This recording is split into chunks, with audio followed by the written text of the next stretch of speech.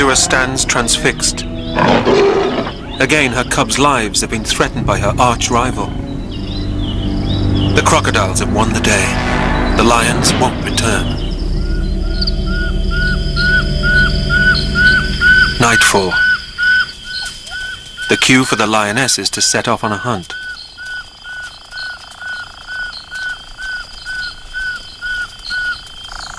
The cubs are too young to go. Chipazua leaves with the hunters. So who's minding the cubs? The lazy sister.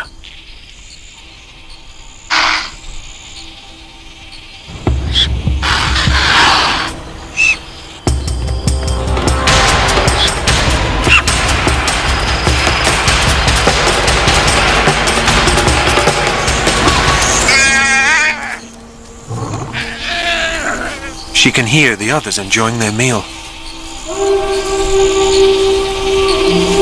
Her hunger gets the better of her, and she abandons her post. Katswiri sets off for the river, though Chimondo hesitates.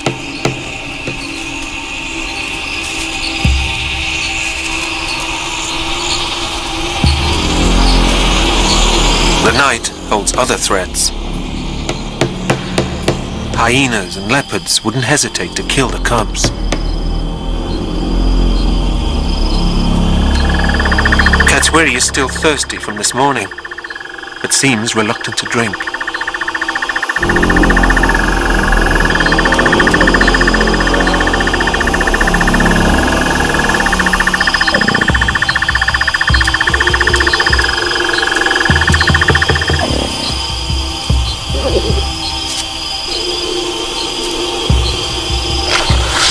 Both cubs got a big fright at the river, and they seem to understand that these crocodiles mean danger.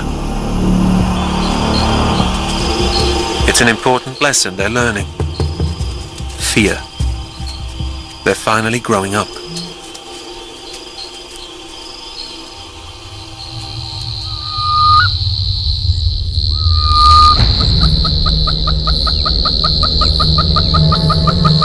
As weeks pass, the dry season bakes the valley.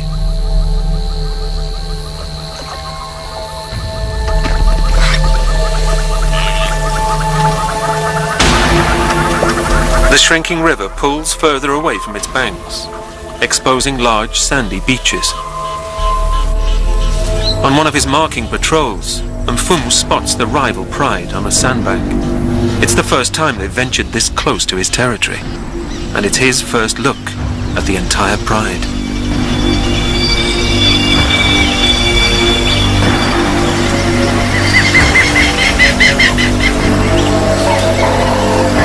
The river is still too deep to cross, and this border is safe, but not for long.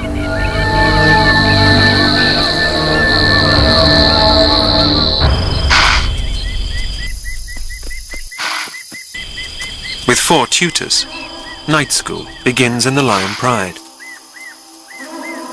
The cubs' lesson: hunting.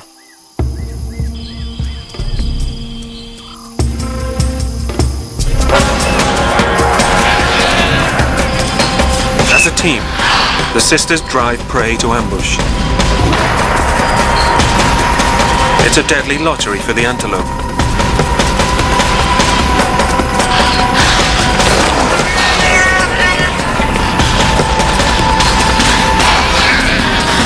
One evening, the sisters don't kill their quarry. Chipazua summons her cubs for their first look at live game.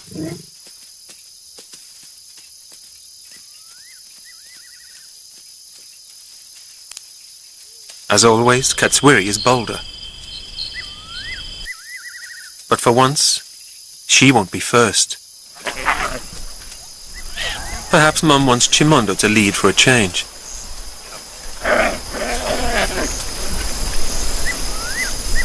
Adults seldom bring home live prey. To Chimondo, it's just a toy. He's only 6 months old and won't hunt until he's nearly a year. Katswiri's not tentative and knows exactly what to do.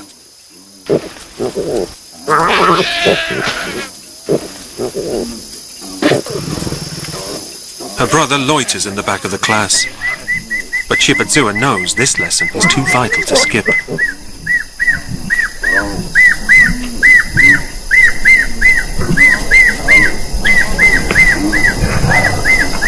Lesson over, and the pride feasts together.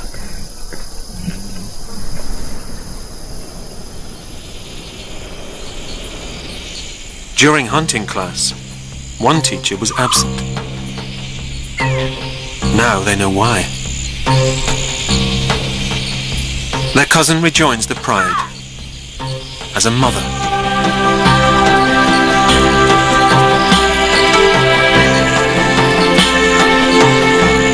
Though their father has a favorite, Mfumu mates with all his females.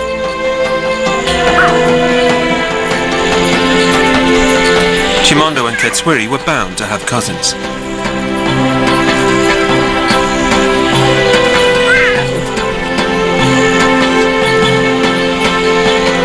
It's a great achievement for the Lagoon Pride, raising 2 sets of cubs in 1 year. Mfumu can now boast of a pride of 10.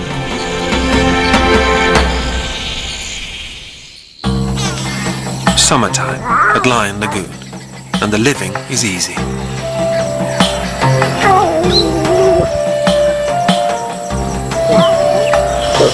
Just weeks old, the new cubs feed solely on milk.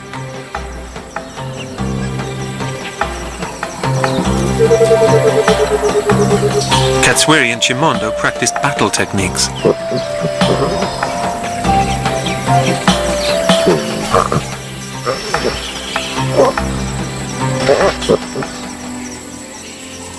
What could tempt a brother to abandon playtime?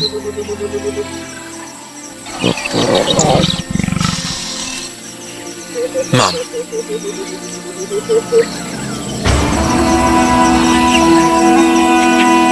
A surprise visitor.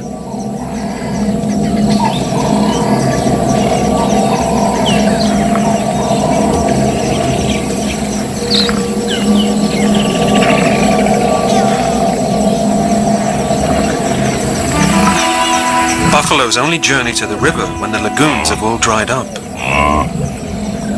An opportunity for the lionesses.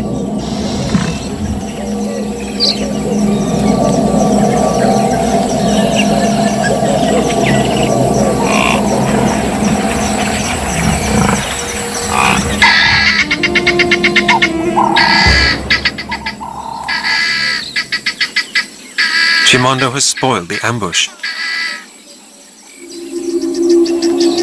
It's safer with Mom.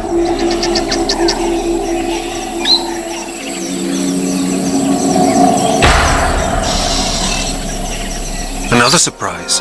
Who springs to life but the lazy sister?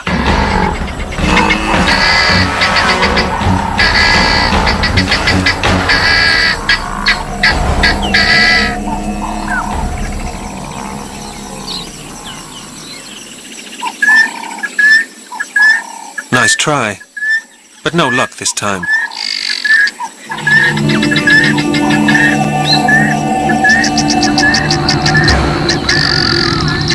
The Lagoon Pride will have to be patient. A herd of buffalo is like a fortress, but it has a weak point.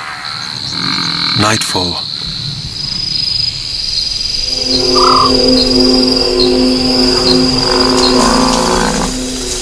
As a herd, the buffalo are formidable. Better to separate an individual, and Chipatsua is the distraction.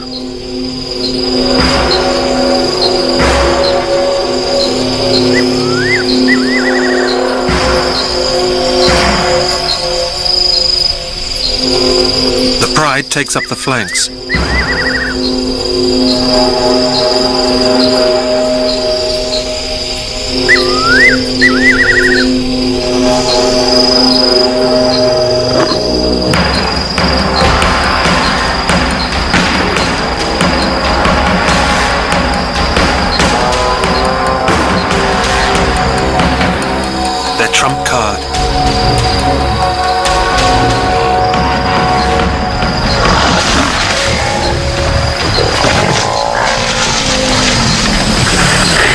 They need Mfumu's strength for a quick kill, to prevent injury. It's the height of the dry season, and vast areas of the valley floor are barren and lifeless. The clouds building overhead hold no promise of rain.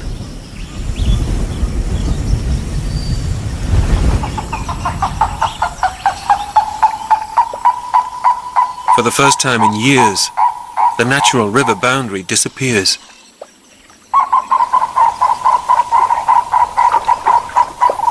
As some leave the pride's territory, others enter.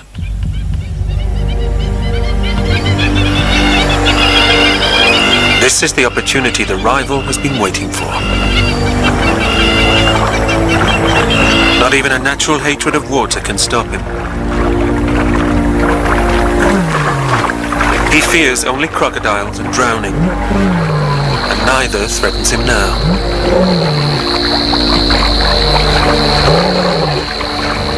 He cautiously announces his arrival.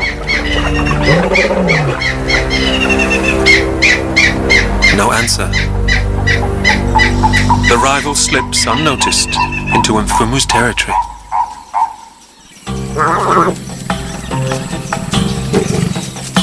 At Lion Lagoon, the rest of the pride is getting to know the new cubs, but they're in peril.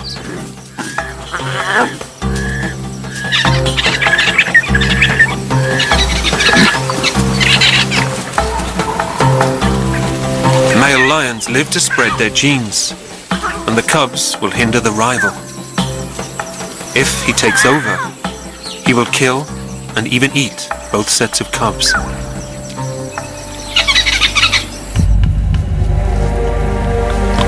A scent on the ground attracts his attention.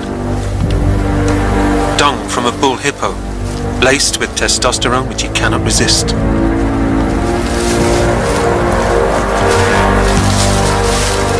This pungent fix makes him feel invincible. And caution disappears.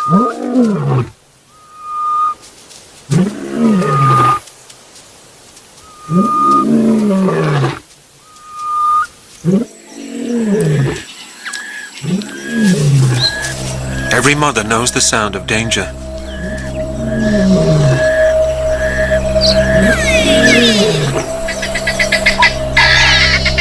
There will be a takeover attempt, and with Mfumu away marking, they must face the menace alone.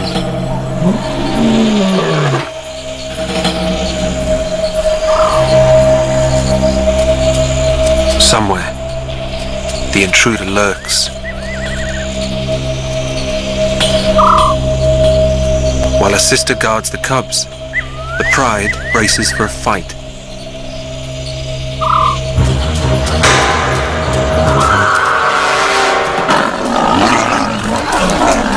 The babysitter turns the tide.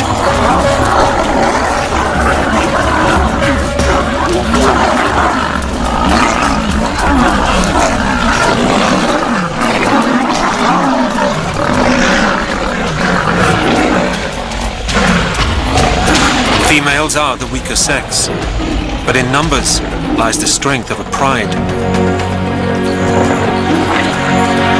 Yet this battle isn't over.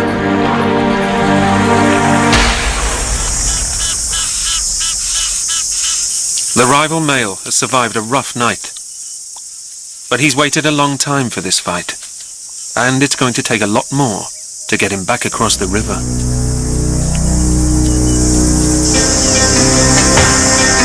A new opponent. Mfumu is back.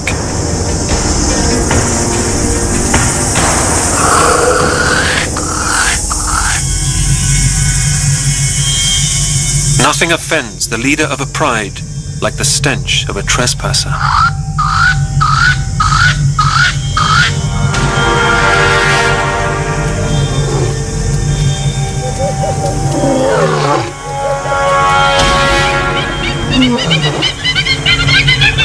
When Mfumu arrives on the bank, the rival has already started to cross. He's too bruised to go another round. But Mfumu is not taking any chances. The rival must never return. A show of force now could prevent a fight later.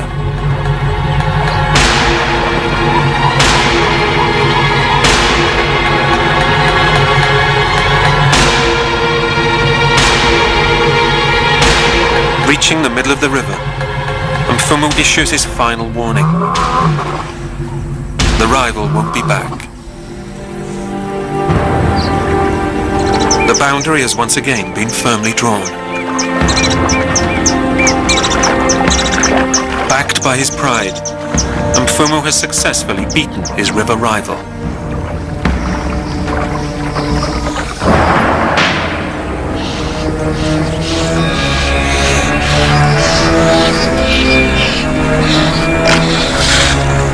Chipatsua has made a conquest of her own, over her worst fear.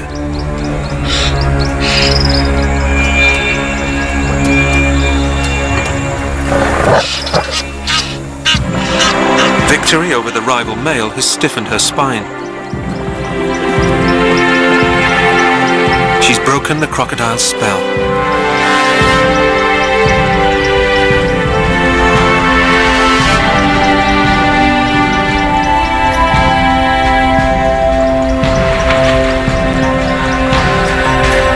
Mfumu and Chipatsua have a lot to be proud of.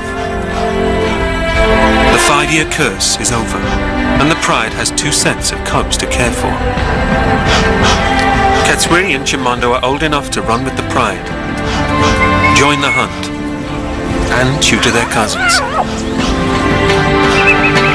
Mfumu has grown into a confident lion in his prime, and has kept his growing family safe.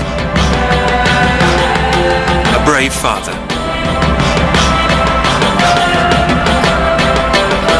Caring mothers, sturdy youngsters, safe borders.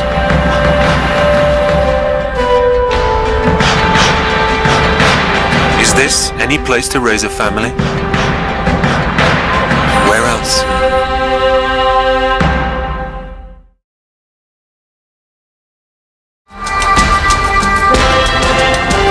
Isolation has provided a paradise. But there is a price to pay, as fortunes change with the annual ebb and flow of the seasons. The Luangwa Valley experiences the most extreme changes in the whole of Africa. In the wet season, the river explodes its banks, creating vast wetlands which gently subside into generous oxbow lakes and lagoons. It's an Eden for grazers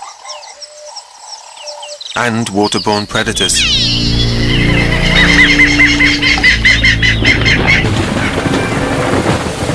But lions do not celebrate the rain.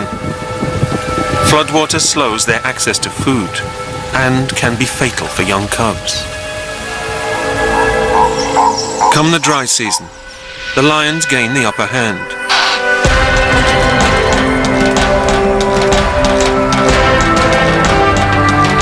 As the water disappears, animals are forced to make daily journeys to the river to drink. Most commute along dried-up lagoons, a route closely watched.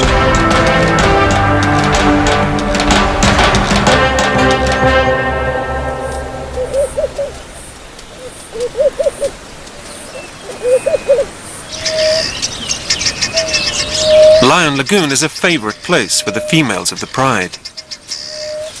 Much of their day is spent resting on the soft grass and keeping an eye out for dinner.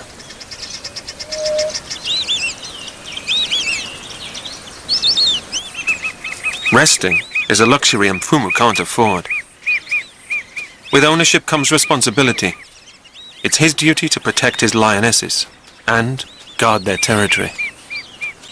To keep it means endless work. Up to 16 kilometers a day patrolling and marking turf.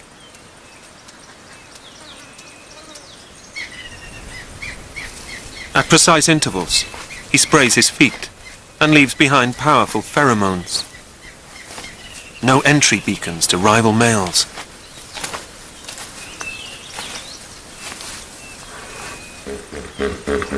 A scent barrier is Mfumu's best defense. Only 4 years old, he's still too young to face a full-grown male.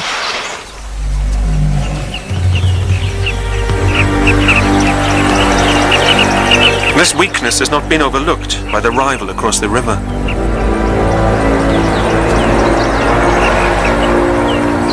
An older male, full of strength and envy.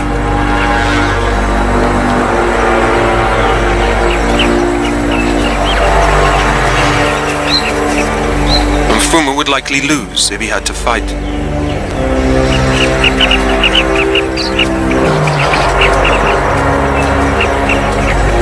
For now, the river boundary averts a showdown.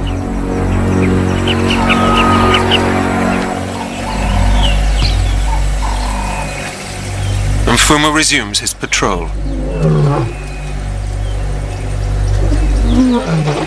Every animal within an 8-kilometer radius hears his claim.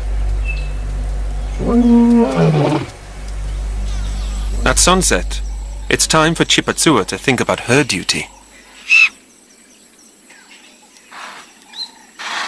For the puku and impala, the lagoon will soon be transformed into a hunting ground. Theirs is a bond of life and death that has been played out for eons. She bears them no grudge, but there will be a kill tonight.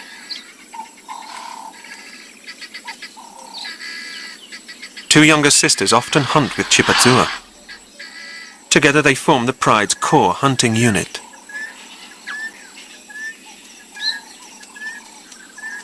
They know the drill, scout the terrain, and assess the best spot for an ambush.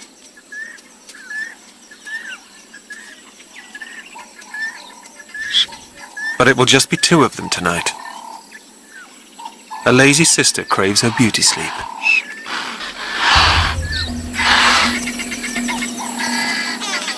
The dutiful sister targets a puku.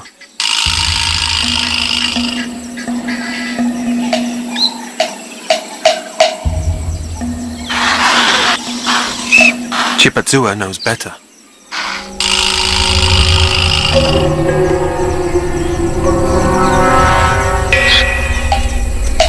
They must wait for the cover of darkness to outwit these agile antelope.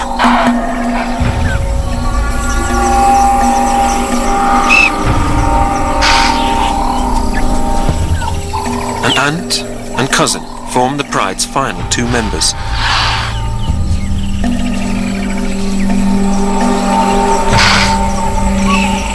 This mother-daughter team sometimes shares the pride's kill, but they prefer to keep to themselves and hunt on their own.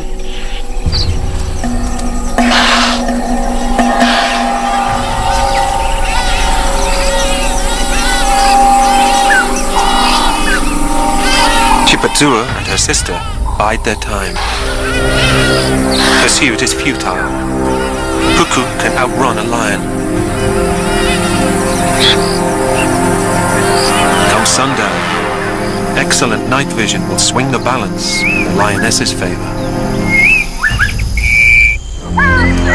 It's a waiting game for the puku.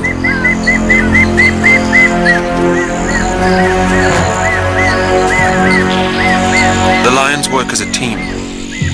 Chipatsua will chase the puku towards her sister, waiting in the grass. Patience. An unsuccessful chase wastes energy.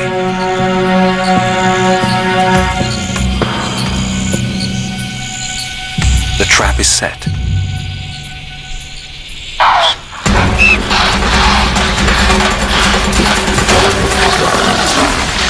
It's a perfect ambush.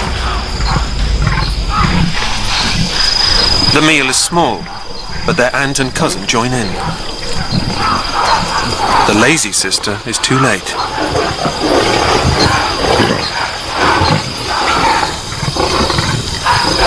With no cubs, Chipatsua can be a full-time provider for the pride.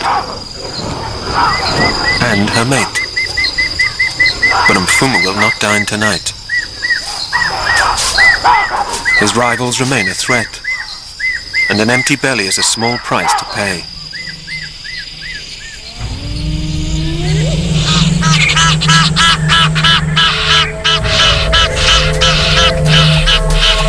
height of the dry season, life converges on the valley's sole source of water, the diminishing river.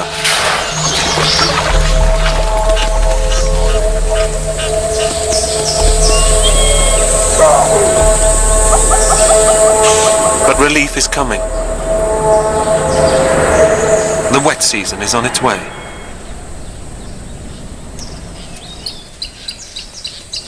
Chipatsua also comes for a drink. So is her youngest sister.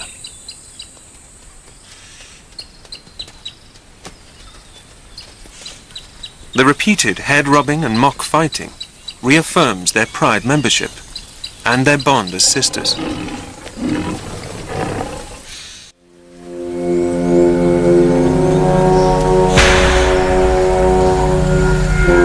It's a simple act, but drinking makes Chipatsua uneasy.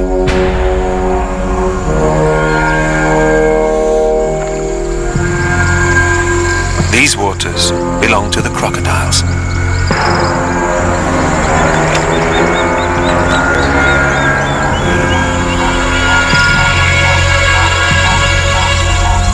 The Luangwa attracts the world's largest concentration of crocodiles. With a bite 10 times stronger than a shark's, these are the jaws of death.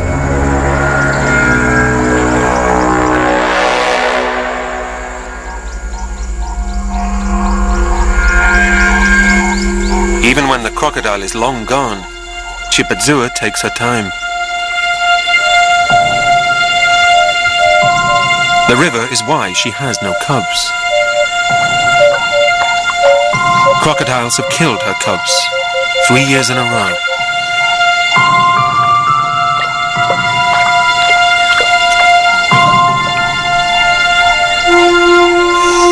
This morning, nature will give Chipatsua another chance.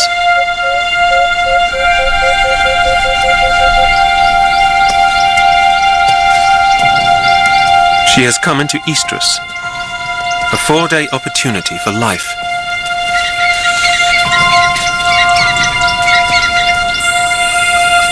Once more, she and Mfumu contrive for cubs.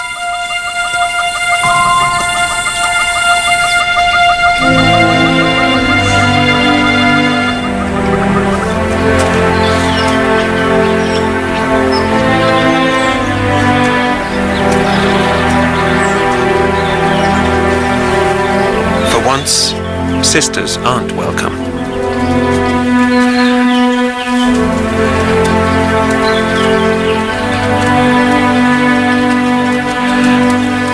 Chipatsua is truly irresistible. Mfumu savors her scent and confirms she's ready to mate.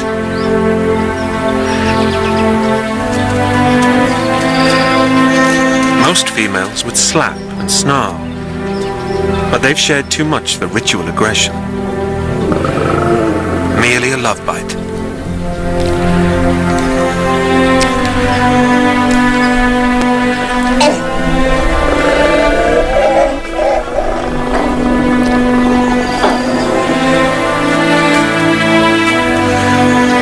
Mfumu will not leave her side for 4 days. To increase their chances, they'll mate twice an hour, round the clock.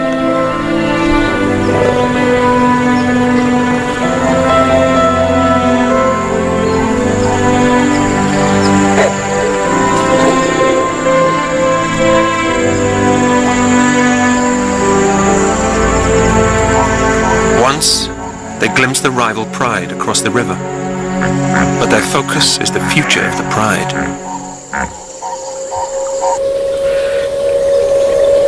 Even in these parched conditions, the river is high enough to protect them. The threat of invasion will subside when the wet season arrives. But another threat will emerge.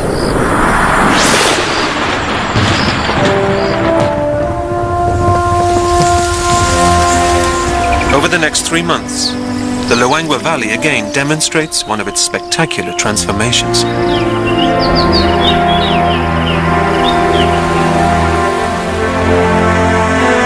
Lion Lagoon swaps its dusty brown desert for an abundant lake.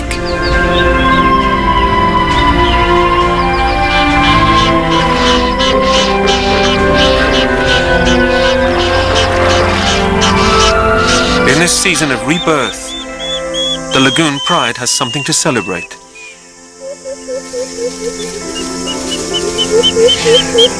Two cubs, a typical litter.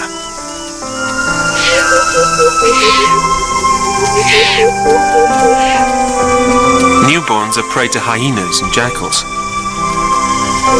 Chipatsua will keep close by or hide them while hunting.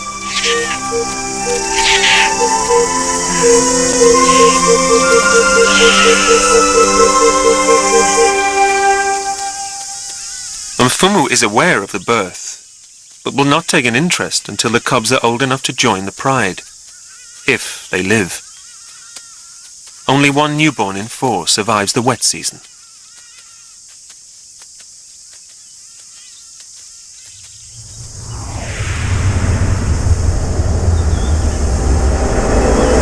The rains end, but the landscape is completely changed. Pathways vanish.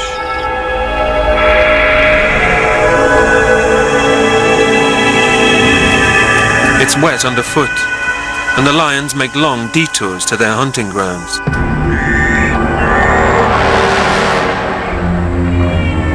Other predators welcome change. Their once narrow habitat now engulfs the land. They can look forward to many new opportunities.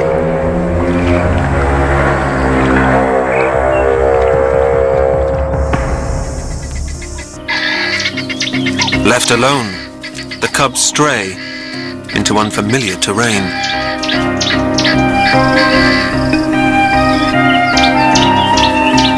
Lions are born to explore, but curiosity can kill a cat.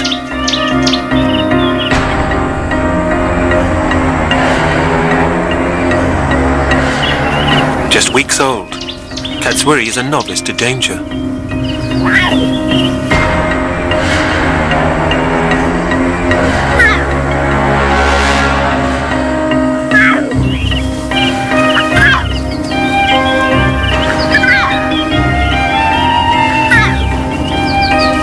Her timid brother, Chimondo, at last joins her, and Katswiri leads the way into peril.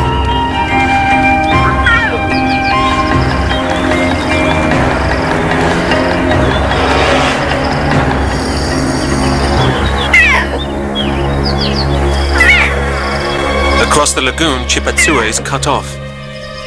To save her cubs, she must face her worst fear: the water.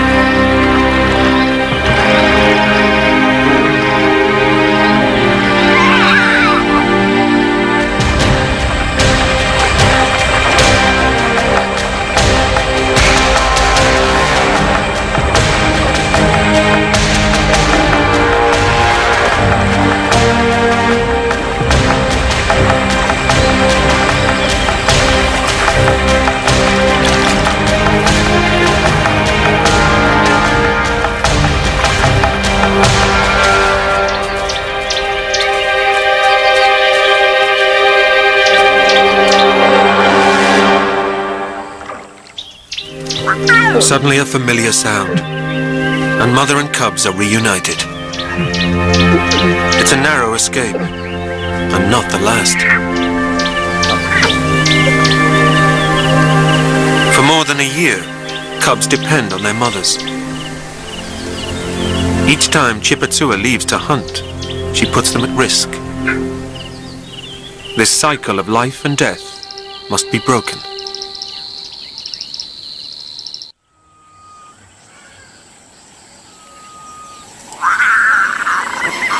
The cubs reach a milestone. After 6 weeks, they're strong enough to keep up with their mother. Finding another den might keep them safe for a while, but instinct is guiding Chipatsua in another direction. For Chimondo and Katswiri, the world is new. Katswiri means the clever one.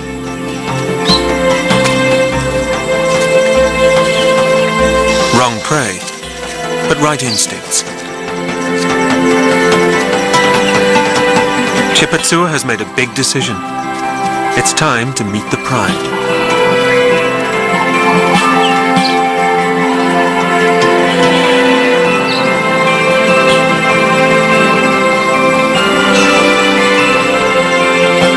The cubs are left alone to make a good impression.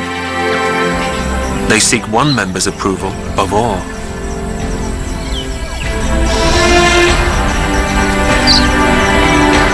Chimondo and Katswiri had never seen a male lion. Instinctively, they show caution and respect.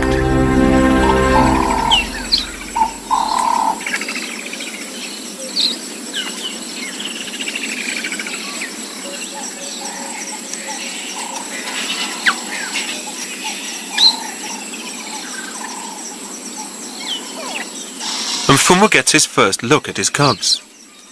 But as their father, he won't show affection. His tolerance indicates their acceptance as full members of the pride.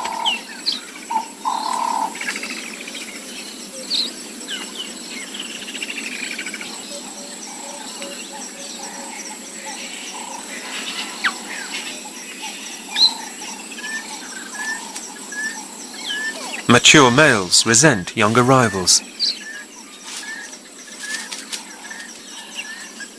Chimondo is no threat now, but at sexual maturity, he'll be exiled. Chipatsua can relax at last. With so many guardians, the odds of survival have just risen. This personal time with Chipatsua will not last long. The cubs will nurse up to 7 months, but now they're ready for meat. Chipatsua can hear there's been a kill. She's hungry. It's been a long time since she's eaten. First, every parent's struggle, putting the kids to bed.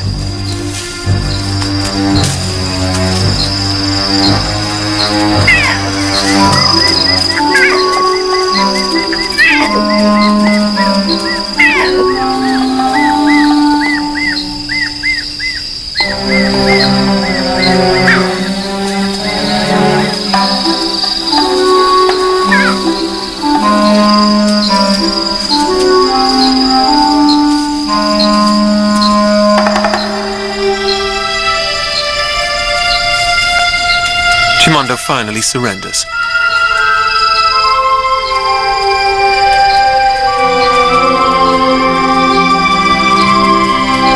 Katswiri reluctantly follows.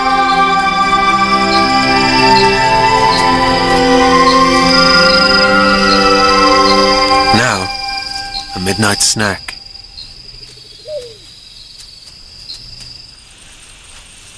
Tonight, it's not the lionesses that have made the kill. Mfumu has caught an appetizing impala. This meal will need different tactics.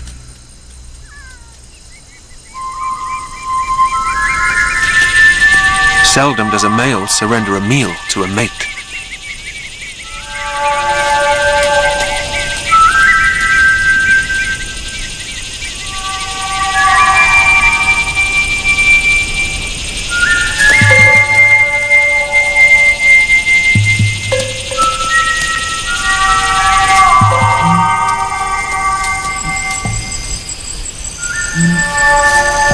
Her charm has won her a rare feast.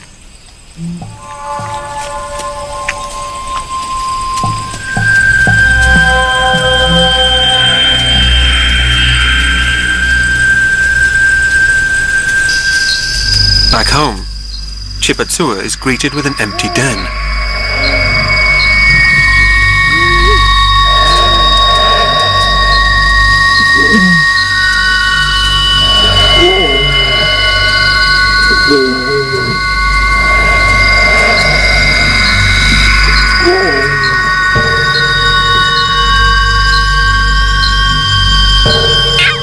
When she finds Chimondo, he is alone.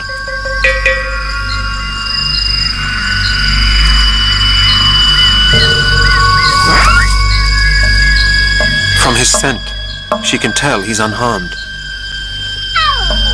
Katswiri is nowhere close. Chipatua can hear her daughter, but it's not going to be easy getting to her. Katswiri needs her help.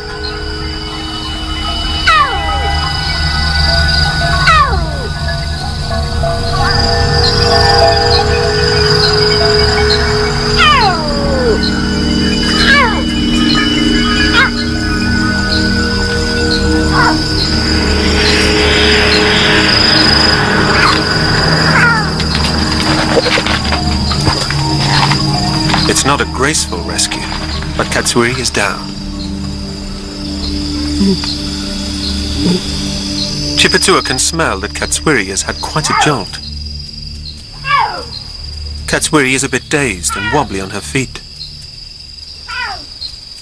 But Chipatua moves them back to the den. The evening could have ended in tragedy. Chipatua must do a lot more to protect her cubs.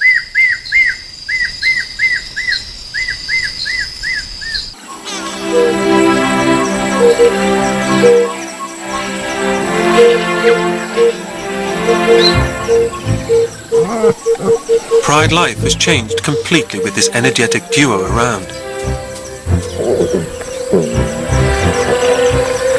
The cubs brim with energy, and now with character.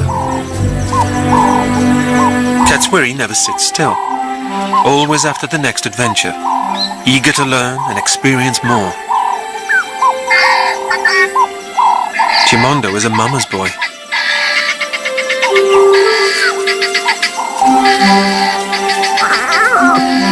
Through harmless play, both are learning necessary skills to become hunters. As they grow over the next 3 months, Chimondo and Katswiri inject new life into the pride.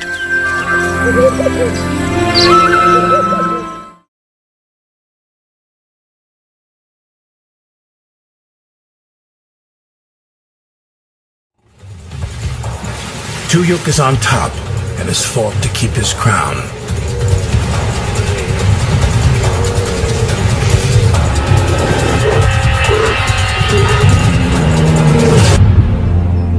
Tuyuk controls one large range of several in Katmai, but he's been challenged by other males many times. They compete with him for a bounty that Katmai offers.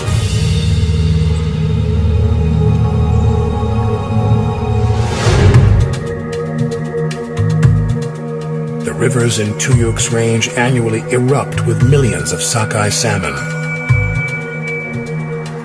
Every year, a new crop of the silverfish bursts from the cold Pacific Ocean.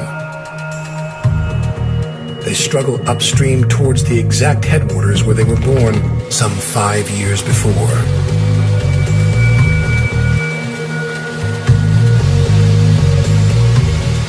The salmon run begins in summer, and thousands of hungry brown bears head to the rivers to fish.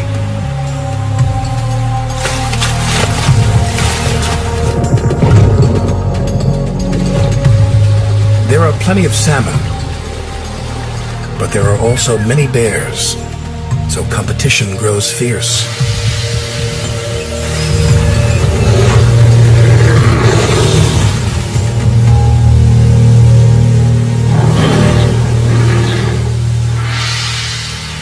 All of the bears are desperate to add bulk before the next winter.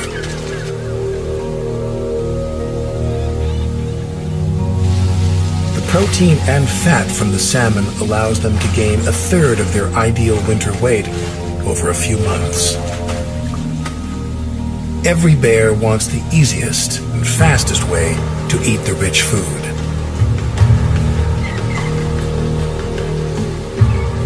As king bear, Tuyuk occupies one of the most productive fishing spots. This prime location allows him to expend little energy while he gains close to 110 kilograms before early autumn.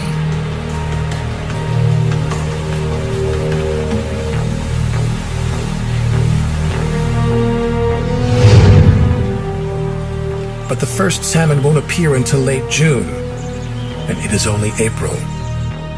Having used up his fat reserves during the long winter, Tuyuk needs to eat.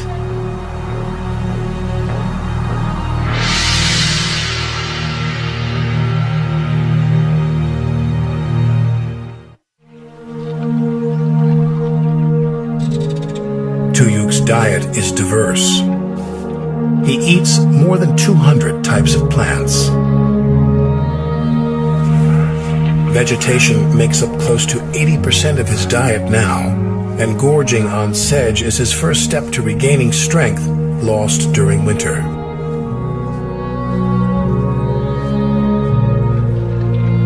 He must return to full power, fast. When the salmon arrive, he needs to be strong enough to keep his top fishing rights.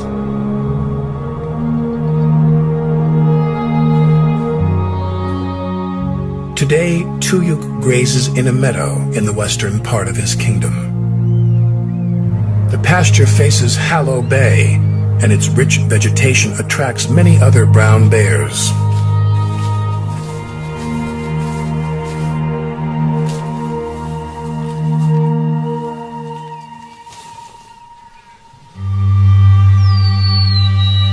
Nearby, one of Tuyuk's former mates shepherds two of his cubs to food.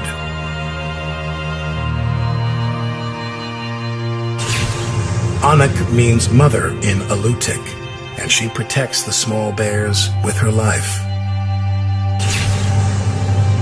She's on high alert because small cubs are extremely vulnerable. Despite Hallow Bay's surface tranquility, danger to Tuyuk's offspring is always present.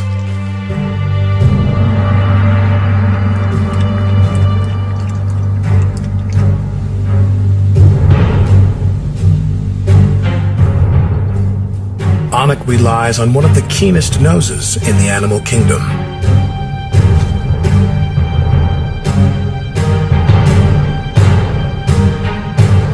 She identifies both food and enemies from more than 1 kilometer upwind. And today, she smells trouble.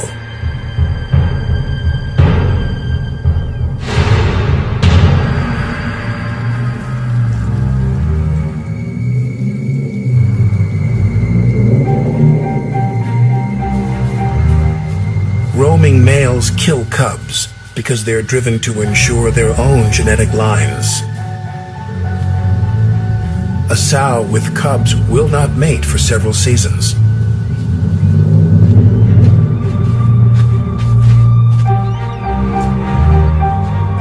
Male bears will kill dependent offspring in order to mate with their mothers.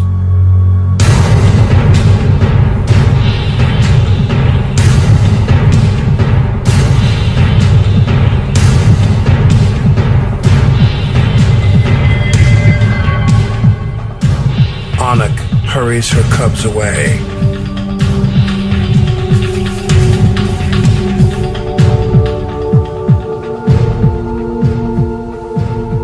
Her instincts are sound, but the small bear's safety is never assured.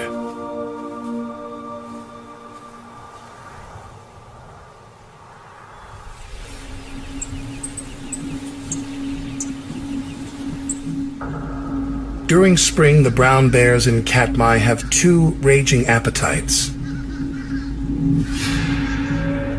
While they devour grass, they also focus on mating. With Katmai's huge number of bears, hunger and desire are a volatile mix. Female bears are selective, and they accept only the fittest suitors. This spring, Tuyuk picks up the alluring scent of a young sow. Unwilling female brown bears can be dangerous, even to much larger males. In the past, Tuyuk's advances were always welcome. Today, something is different. The female doesn't fight, but she is reluctant.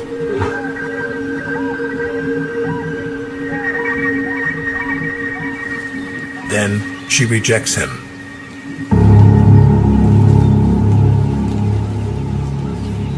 Alaskan brown bears can live 30 years in the wild, and at 26, Tuyuk is getting old. This spring, he's been slow to gain weight. If the female bears find Tuyuk undesirable, it could signal weakness to his challengers.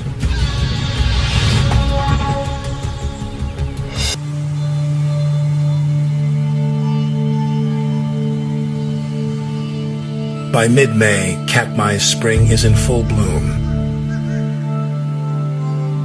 Tuyuk spends most of his time eating sedge. Greens enable him to gain lean body mass lost during hibernation. Every spring, this is his first priority.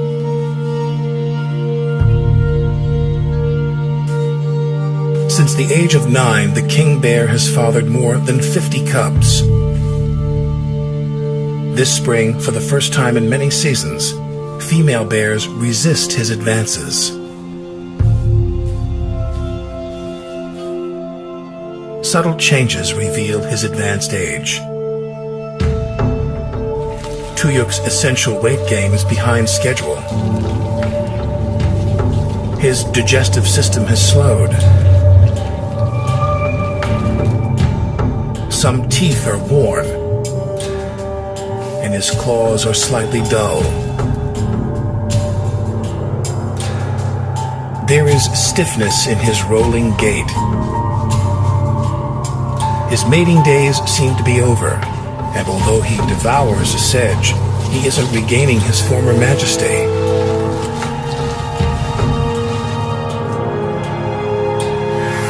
His apparent weakness attracts the attention of a younger male. The king recognizes an enemy. Kaseen means alone in the local dialect.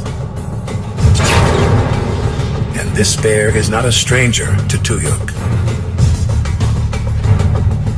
Several times over the past few years, Kaseen challenged Tuyuk for his kingdom. The king always forced Kaseen back down.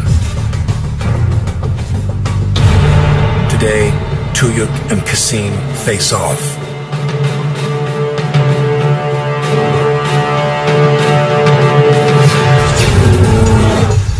Brown bears rarely engage in full battle because all of them are equipped with formidable weaponry. Adult males sport 10-centimeter non-retractable claws that can slash with precision. They have 8-centimeter canine teeth that grasp and then tear flesh. Heavy skeletons support thick layers of muscle that are remarkably strong. Brown bears are among the most powerful creatures on Earth.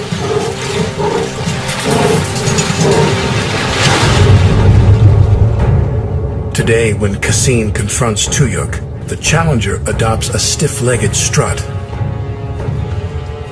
It's a display of size intended to intimidate the king bear.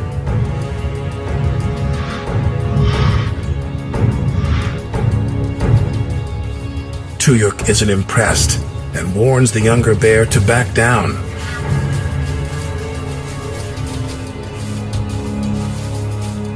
There is no battle today, but another confrontation is inevitable. Kaseen has seen up close that the king bear is getting old.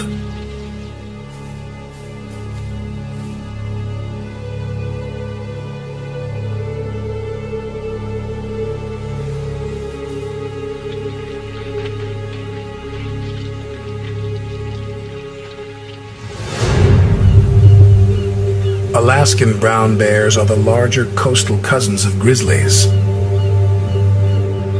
During the last ice age, their ancestors shared the tundra with an even larger predator. Until 20,000 years ago, the giant short-faced bear ruled these valleys. The largest omnivorous mammal to walk the earth, these ancient bears weighed 600 kilograms and stood 2 meters at the shoulder. Long legs and forward-facing paws were built for endurance. Their enormous size enabled them to scavenge carcasses of mammoth and ancient bison and intimidate other prehistoric predators. But these formidable beasts required huge amounts of food, and the short-faced bear disappeared along with other giant beasts, victims of catastrophic climate change. They were succeeded by a smaller, more versatile contemporary, today's brown bear. Katmai's coastal bears grow larger than inland bears because the salmon they eat provide plenty of fat and protein. Females are just over half the size of males, but they're still formidable.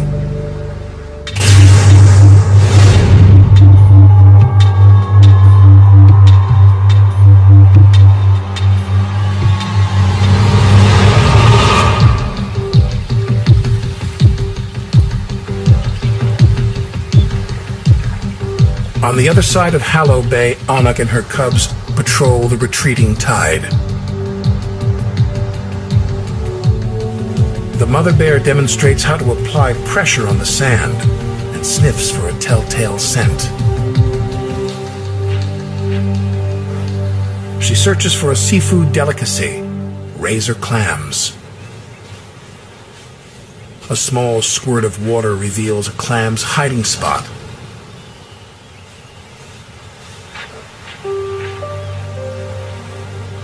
Brown bears are opportunists. They will eat almost anything, but resident Katmai bears rarely hunt. Between the meadow and the sea, they have everything they need. When Anak hits pay dirt, she uses her long claws with surgical precision.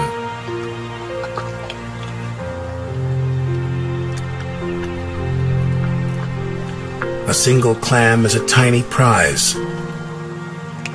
The beach has enough of them to make an ample meal.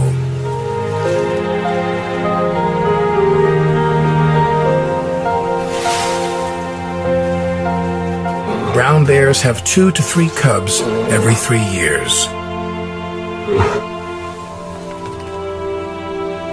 Anak's twins will stay under her protection through their 3rd year. But more than half of brown bear cubs die before their 2nd winter. Some are the victims of male bears seeking to mate with their mother. Anak must be vigilant.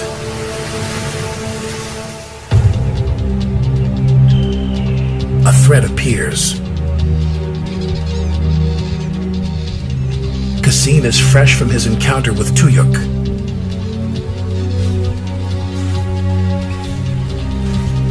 The sight of Anak incites his interest.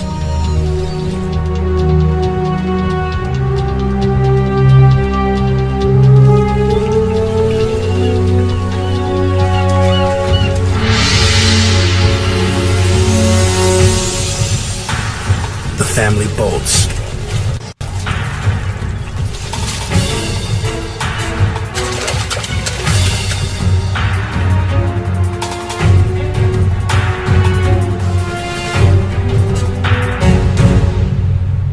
Kassin is agitated and aggressive.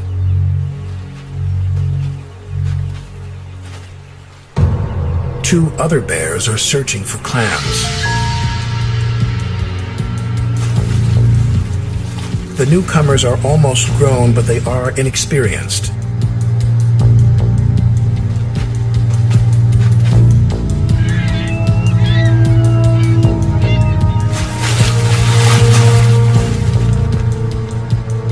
Neither is a match for Kassin.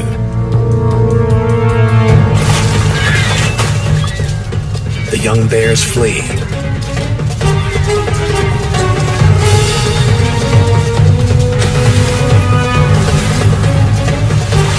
Kassin pursues them.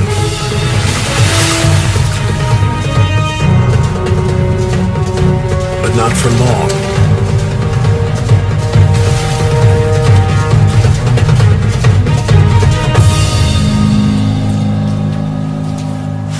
each brief encounter builds his confidence.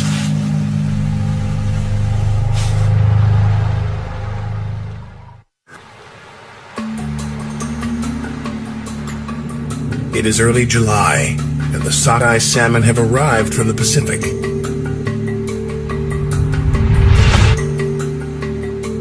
Over 30 million fish force their way up Katmai's streams and rivers. Each one struggles to reach the exact spot where it was born around 5 years before.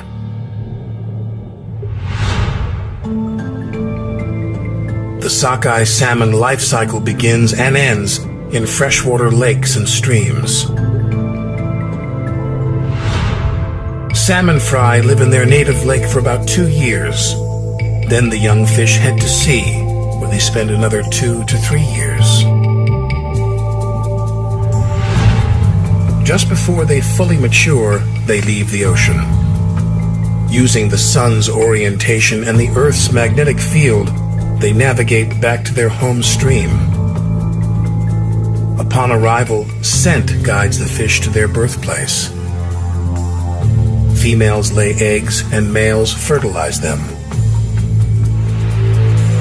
The spent fish die once the timeless cycle is renewed.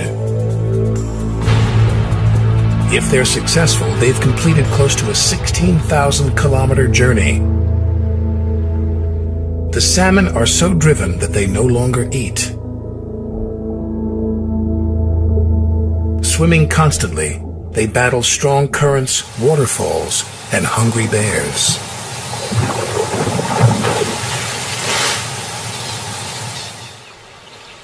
Tuyuk travels kilometers to the falls in order to feast on salmon. This year, the salmon run is especially critical for this king bear. Tuyuk's not in top form.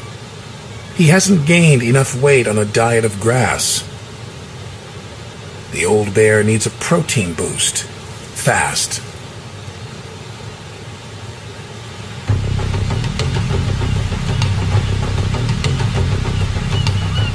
His rival Cassim is already at the fishing grounds. Taking control of the king bear's rocky throne will afford him the most valuable fishing rights. The young challenger is ready to make his move at the first opportunity.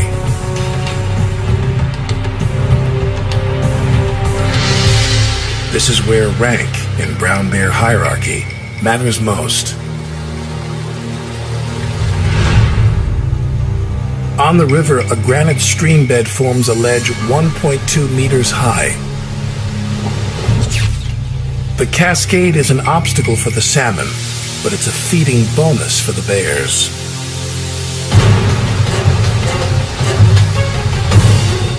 The salmon must find a seam to drive their bodies through in order to swim further upstream to their destination. First, the fish collect in pools beneath the falls. Then they launch themselves with enough force to break the surface.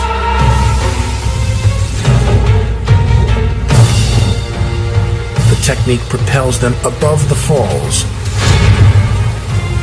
but it also serves them directly to the bears.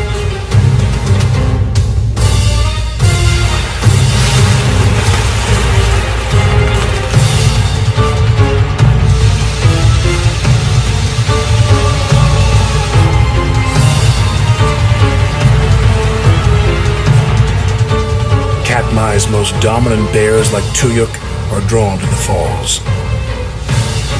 A rocky outcrop midway across is one of the best fishing positions on the river. Control of this perch gives its owner a critical advantage.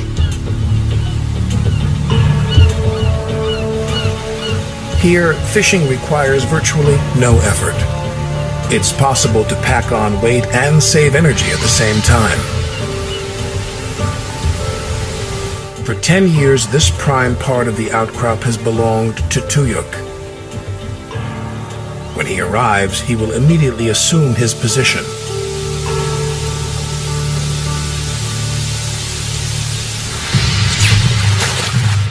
Downstream, females and younger bears leap headlong into the roiling waters. Here it takes more work to catch fish. Bears downstream may eat fewer salmon, but most of them manage. They display a range of skill and style. Even injured bears have success if they've perfected their technique.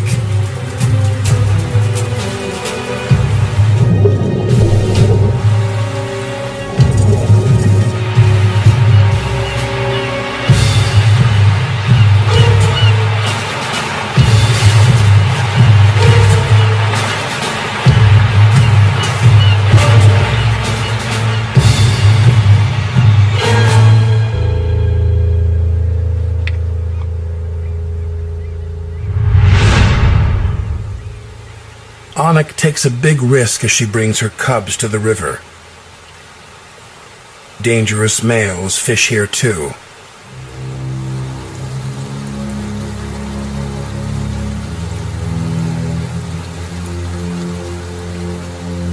The cubs need the nourishment provided by the salmon, but Anik will have difficulty keeping them safe in the rapids.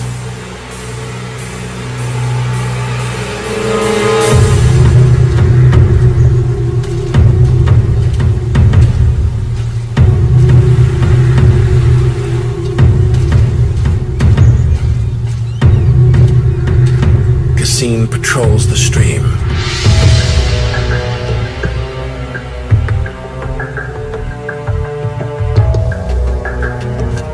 Two other cubs avoid the aggressive male.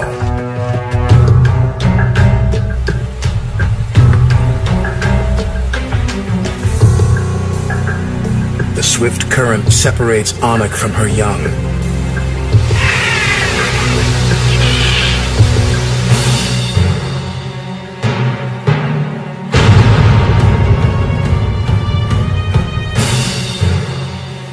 Cassim sees his opportunity. He attacks.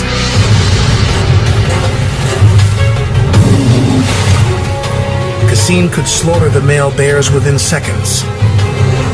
Anik won't allow this.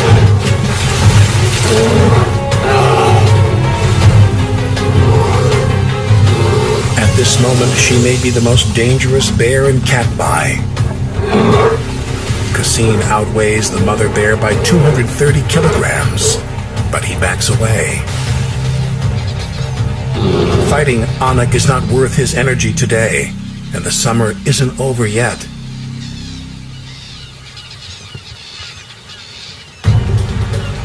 Cassim sees an opportunity to take Tuyuk's position above the falls. He chooses the prized spot.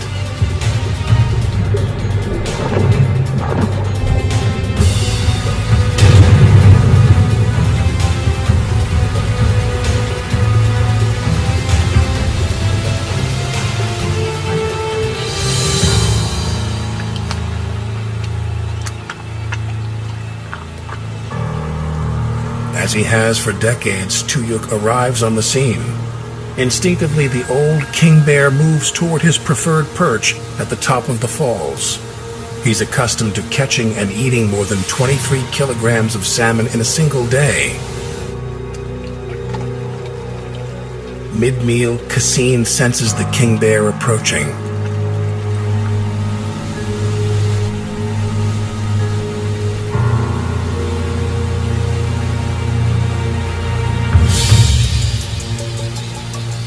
Now the balance of power teeters above the falls.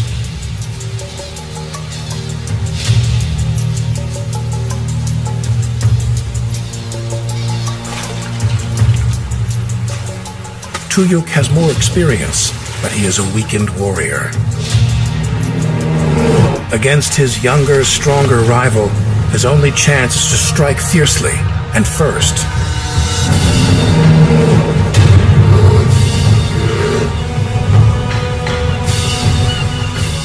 This time, Cassim responds with confidence and aggression.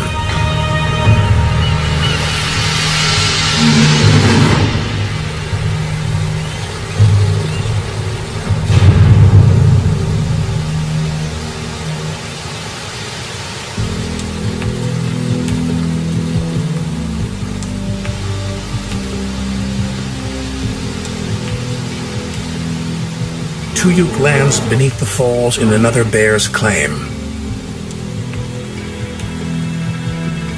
The fallen king is chased further downstream.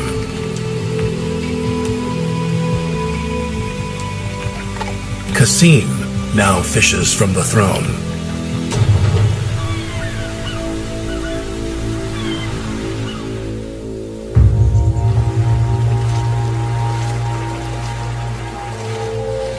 His coup is not complete until he finds a willing mate. Only then will the challenger assume his full status as King Bear.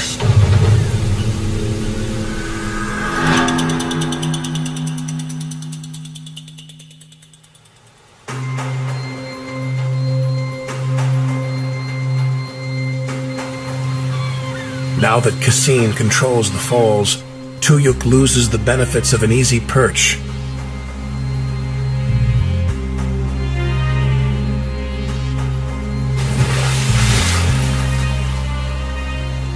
When he tries to fish, other bears take advantage of his diminished status.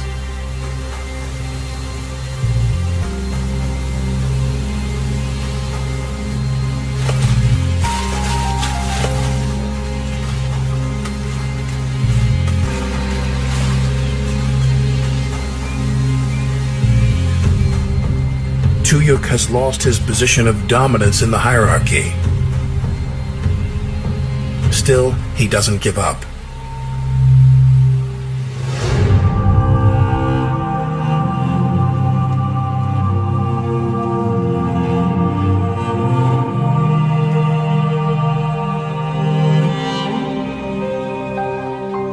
It's late in the mating season. Cassim is now King Bear. He exercises his royal right and moves towards a sow.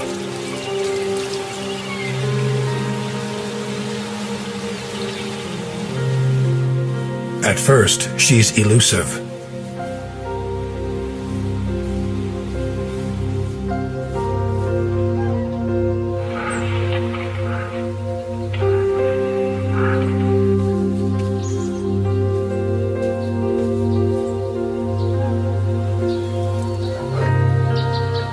But soon she warms up to the new king.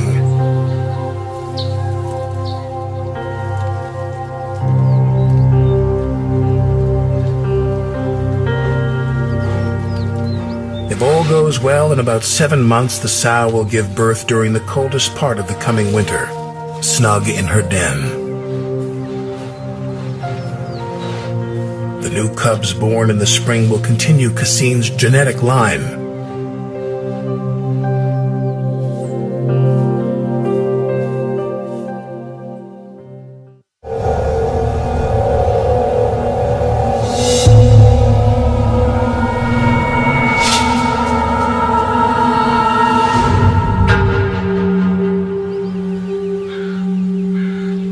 It's September, and winter is just weeks away.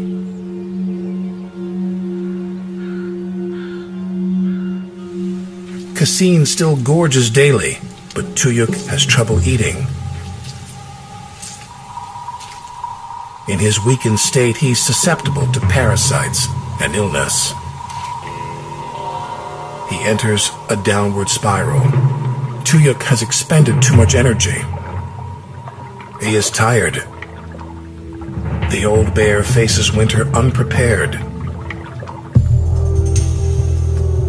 In the autumn, temperatures in Katmai drop below freezing. Colors change above the streams and below. The surviving sockeye are exhausted and starved. When they reach their spawning grounds, their bodies prepare for mating by transforming from silver to red.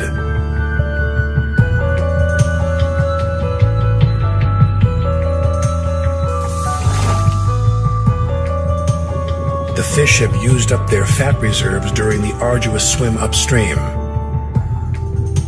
Now they deplete stored protein to complete the final stage of their lives.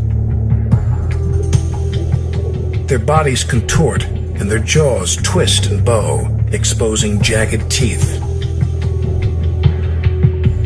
Wasted and weary, the sockeye persevere.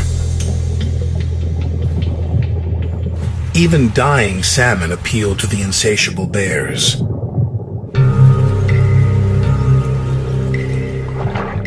In the shallows, Cassine targets a school of bright red fish.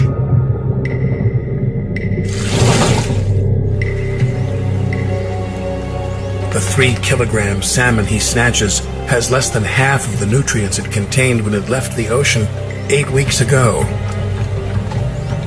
Cassine devours the brain and skin, parts still rich in fat.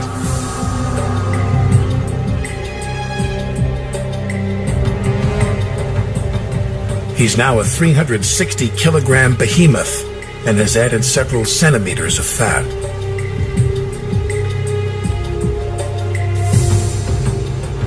He'll continue to eat until snow begins to fall.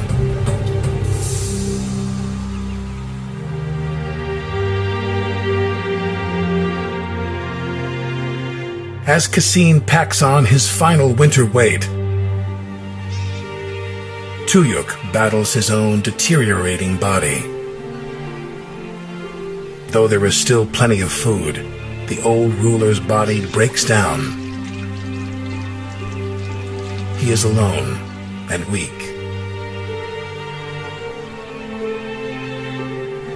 Tuyuk has spent all of his 26 years in Katmai's paradise.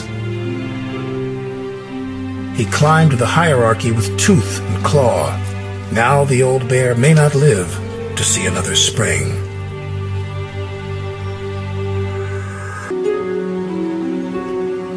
It's late autumn. A sockeye male finally comes home to his birthplace.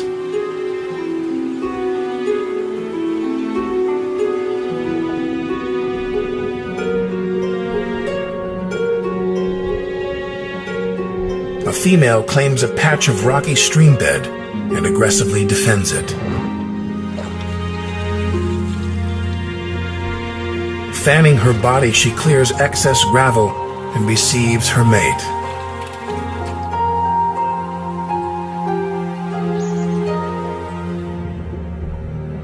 To stimulate the female, the male shudders alongside her.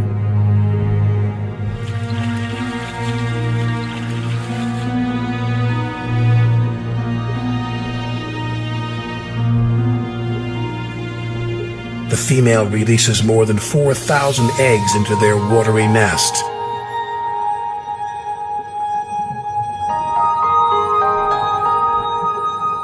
Then the male fertilizes them.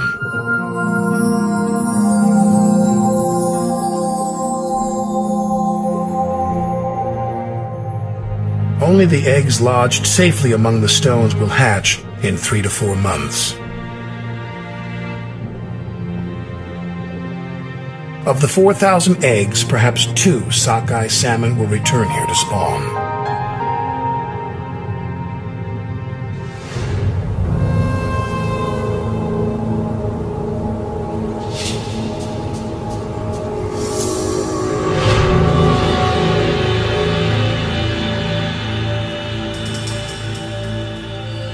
As September draws to a close, the smell of death permeates the streams of Katmai. The stench is also the scent of life.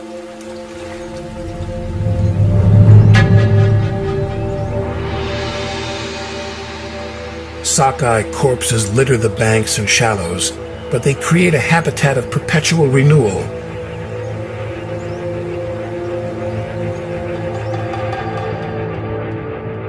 Nutrients from the decaying fish will nourish the shrubs and trees near the streams and rivers. The salmon are the life's blood of Katmai.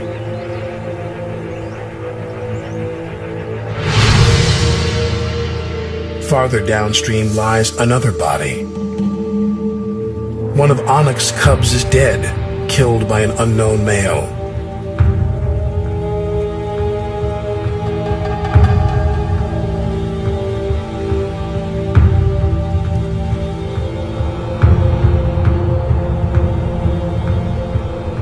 Tuyuk himself may be close to death. old, weak bears can die during hibernation. Life and death in Katmai's ruthless kingdom are always intertwined.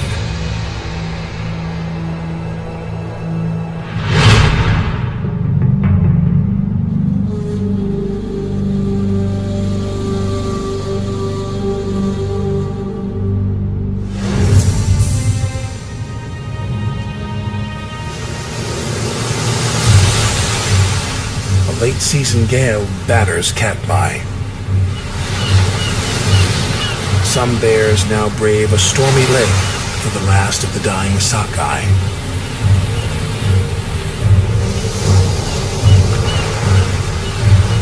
Within days, the bears will need to retreat into their winter dens.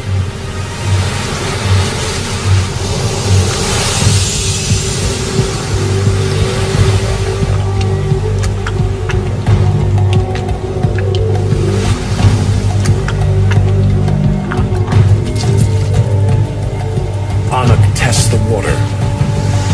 She still has one of Tuyuk's cubs to care for.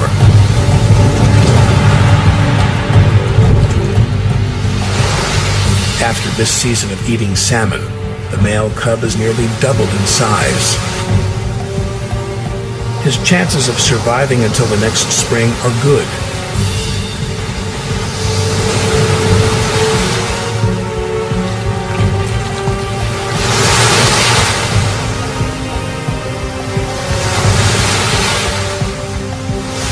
Cassim is now a king bear.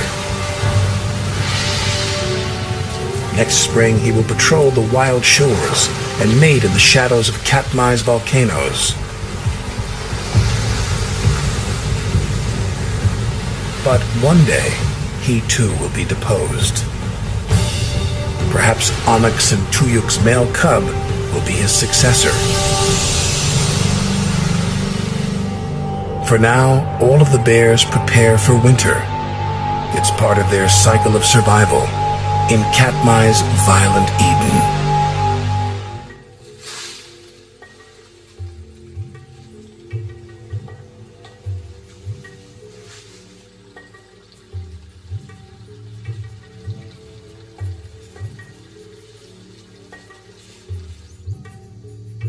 Bandhavgarh has become a favorite tourist destination. It's one of the best places in the world to see tigers in the wild.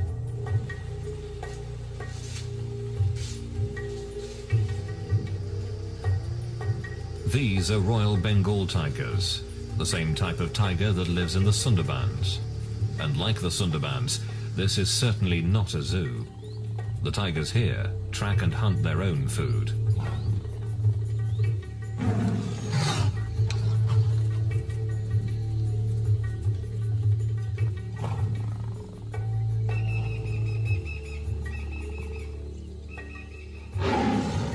But even with all the people nearby, there's no serious concern of tiger attack.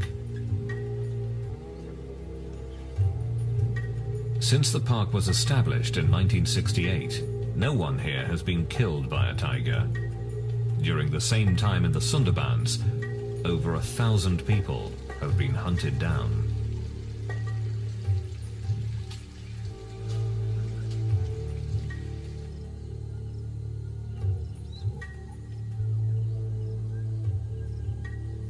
The classical image of the man-eating tiger is that man-eaters were an exception, and they were old, and they were injured, sick, and they couldn't kill game or livestock.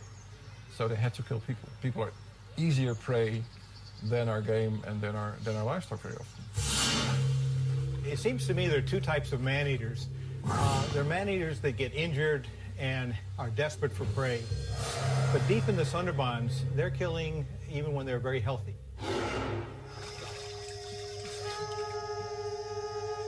Living in the shadow of the man-eating tigers is part of daily life in the Sundarbans.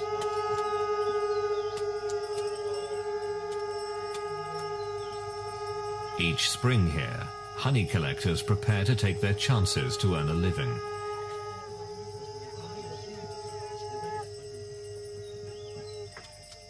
The danger of entering the forest makes this a solemn occasion.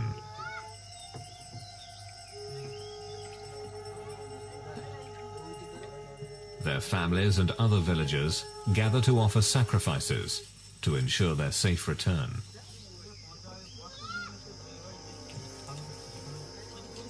But even with the permission of the park rangers and the blessing of the local priests, men from these villages enter the forest, never to return.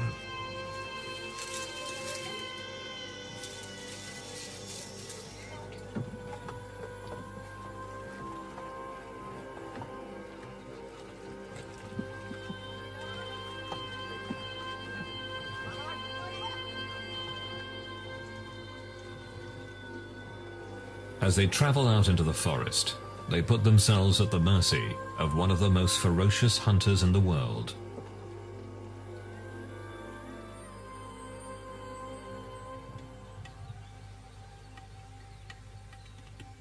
The murky waters, muddy banks, and thick swamps of the Sundarbans make it almost impossible to see the tigers here. Very few researchers have braved the hostile environment.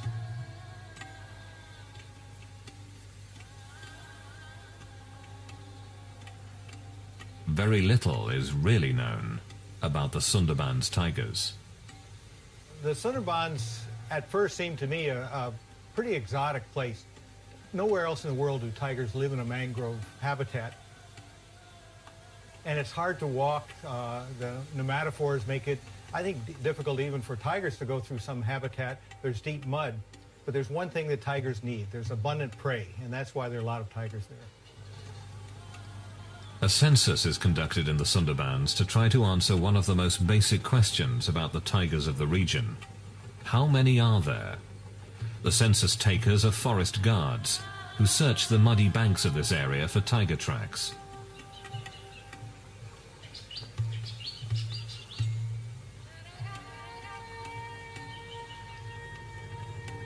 The nature of this region forces the tigers to swim from island to island, looking for prey. While all tigers are comfortable in the water, the tigers in the Sundarbans have become especially adept here.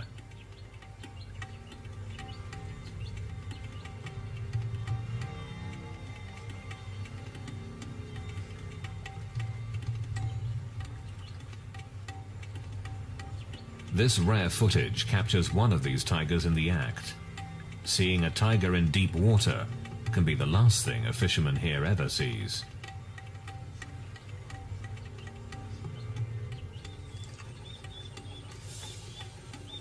The tiger is tracked to where it left the river, but seconds after leaving the water, it has dissolved into the forest.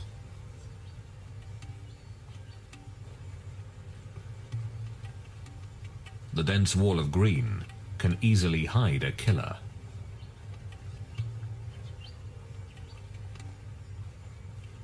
It is extremely dangerous to get off the boat.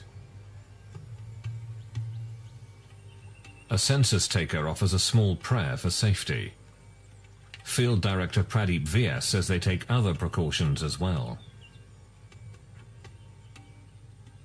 Apart from the firearms, the 2 or 3 devices which has been devised for Sundarban conditions, one is the Tiger Guard. This is protective steel body structure, and this also uses the bulletproof sheet, which has spikes on the back, because any tiger which attacks a prey or human being, it attacks mainly from back and on the neck. So this takes care of this particular problem. Besides this, we also use the face mask, because most of the time it has been seen that the tiger attacks when you are most unaware of its presence. So a number of times you can try to attempt the tiger food, that you are watching the tiger from the back. Sometimes, the census takers don't have to travel far to find fresh tiger prints. These marks have been discovered just a few meters from a ranger station, which is protected by a high fence. A tiger has been here within the hour.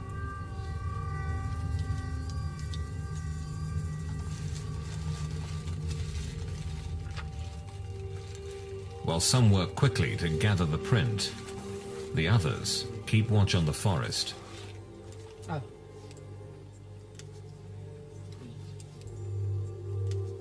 In the year 1995, one of our staff, Prabhas, was actually killed by tiger, and this was a very serious accident, and the whole census operation was stopped because of this. Each tiger's paw print is unique, as individual as human fingerprints. By comparing this imprint to other casts, they can learn if this is a new animal or not. In this way, a rough census of the tiger population is gathered. This paw print, and others like it, are giving insights into this unique animal. Well, the biggest thing we've noticed so far is that the tracks of tigers are really small. So we think male tigers could be even 150 pounds smaller than the big tigers elsewhere. The prey itself may be a part of the reason for the smaller tigers here.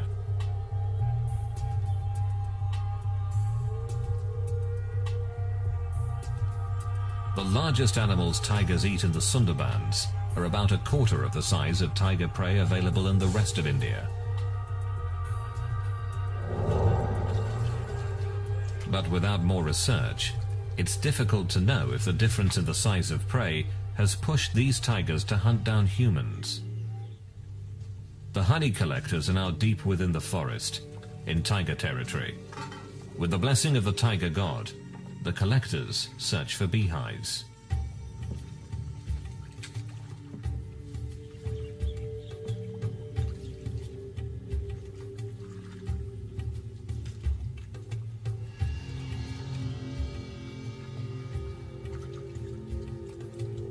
The tigers can be anywhere.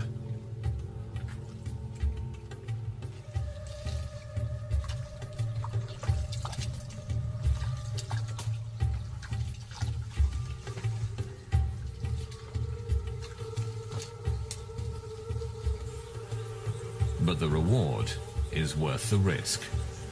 This is what the honey collectors have searched for: hives dripping with bees and honey.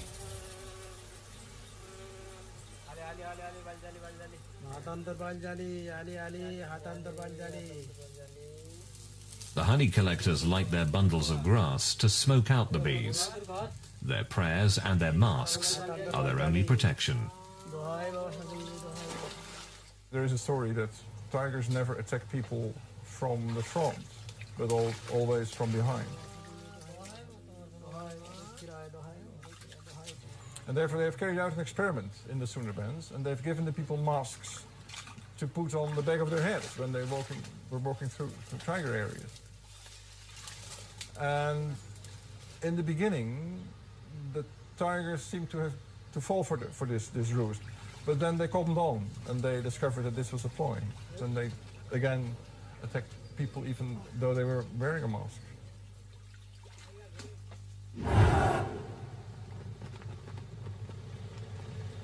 There is one part of the Sundarbans that has been closed off to people.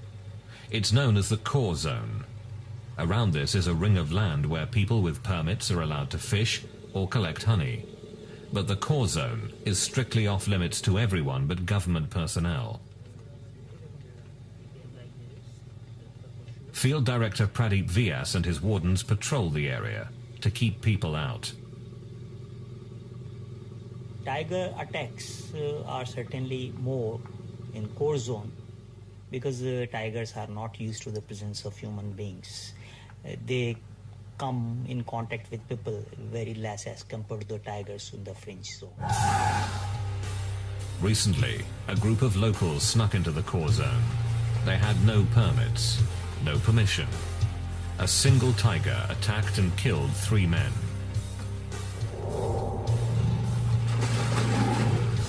Vyas and the others were shocked by the attack.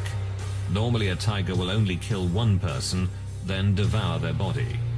Vyas believes the attack shows how little we know about these ferocious animals.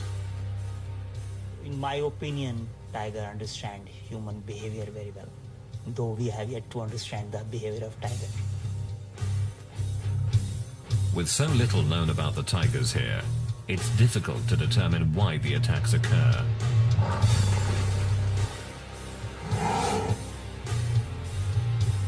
Perhaps the very nature of this place can explain why the tigers in the Sundarbans are the last in the world to hunt humans.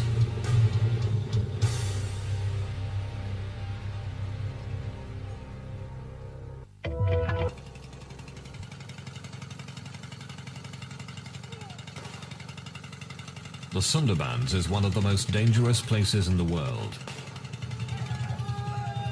Tigers regularly hunt and eat humans.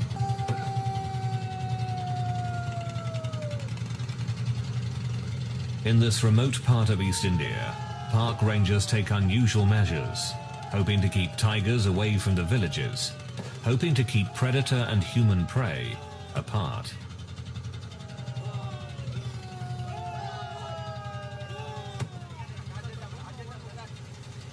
Whether this noisy attempt at animal control works is unknown.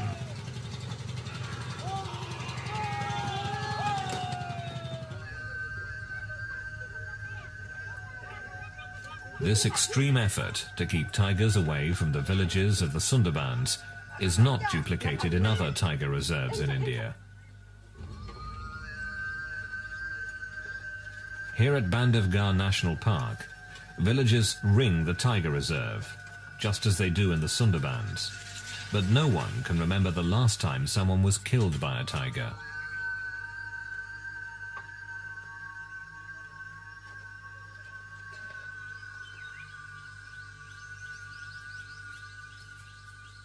The tigers here don't always keep to the boundaries of the park.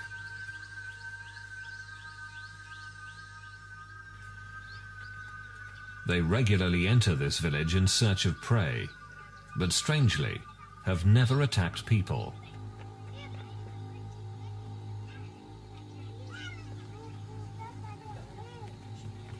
Raising cattle is the primary livelihood here, but the herders have no concern for their personal safety when it comes to tigers.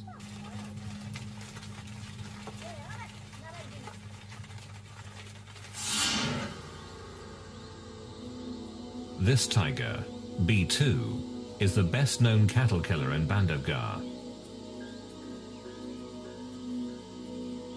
He leaves the park frequently in search of easy prey, but even though he often travels near the villages and comes very close to people, he has never attacked anyone.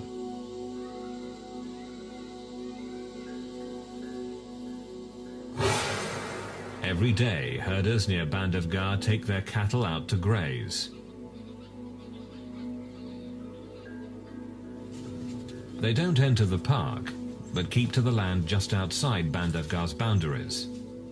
B2 and other tigers, of course, don't know where those boundaries are. When B2 sees cattle, what he sees is easy prey, no matter where it is. But when people are about, B2 is loath to attack. People make him wary. People keep him at bay.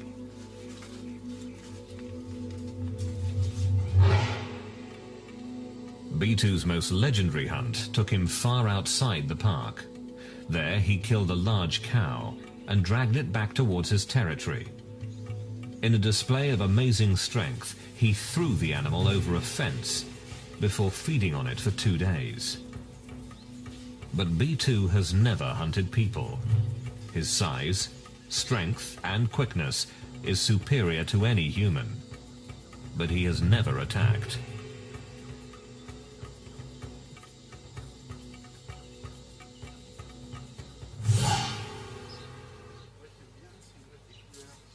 Claude Hadencourt went to India to see tigers firsthand. What he saw almost cost him his life. The tiger attacked the car while we were stopped. Arrêté. We were listening to the barks of the deer that announced the presence of the tiger. Everyone was listening carefully, and when we turned around, we saw the tiger on the road, about 200 meters from us. Effectivement, on l'a vu. Et on a pu même faire quelques clichés, quelques photos. He got closer, and we could take a few pictures. We could see the tiger was beaten up or in an accident because he had a big wound on his lip and was missing some teeth. He was walking normally, but when he saw all the cars, he started to run faster and faster. And finally, when we least expected it, he jumped in our car.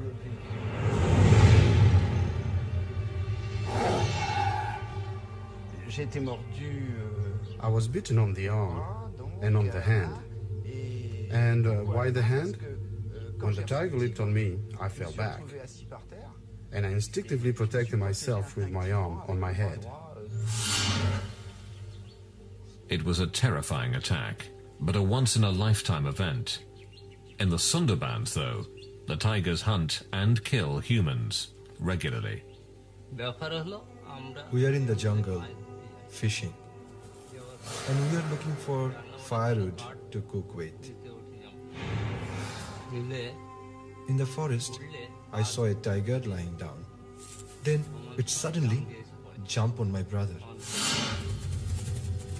The tiger ran off with my brother in his mouth. I followed him with my axe. And as I ran, I thought, what will I say to my mother or my brother's wife if I go back home without him? I decided to kill the tiger and bring back my brother. I kept running and was able to hit the tiger with my axe. The tiger dropped my brother and ran away. I picked up my brother and tried to bandage his head. I screamed for help, but nobody came. I carried my brother toward the shore, and as I walked, he died.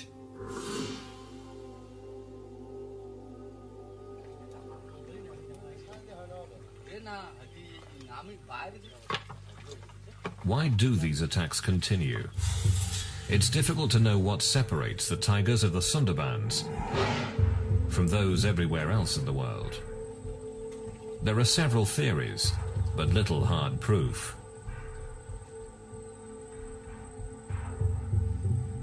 Some believe the water itself is to blame.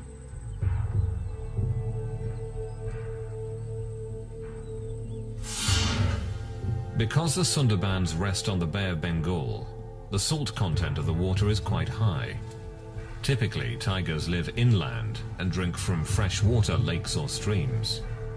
Here, tigers drink the salt water, and some believe that a constant diet of salt water has injured the tigers, putting them in constant discomfort.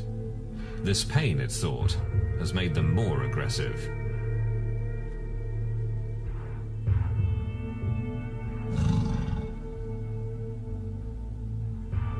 Fresh water ponds were dug to provide an alternative for the tigers, but the attacks persisted.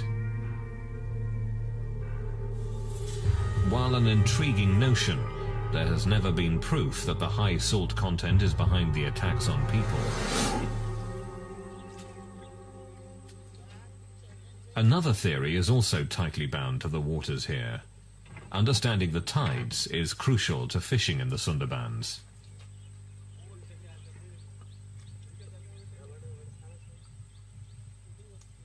In several hours, these nets will be covered with water and perhaps fish.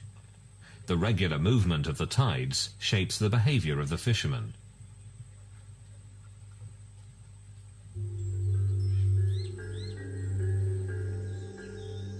And some who study the tigers of the Sundarbans believe that tides may also make these animals unusually aggressive. Another thing that's really difficult in the Sundarbans, and it's a problem for tigers, in that most of the area floods tidally twice a day, and then in the neap tides, the really high tides, almost all of the Sundarbans is flooded. And we really wonder where tigers den. They may have a problem finding a dry spot to den.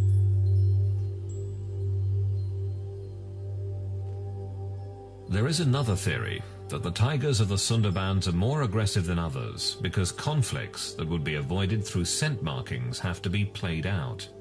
When the area floods, scent markings that define tiger territory are washed away. Aggression then becomes the only way to defend the territory.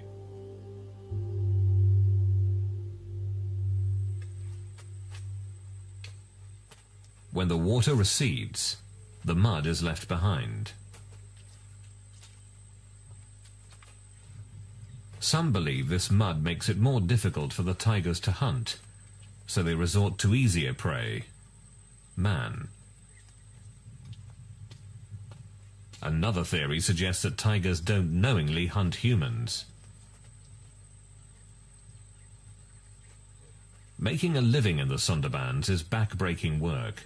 Collecting firewood or rigging nets means constant stooping and bending.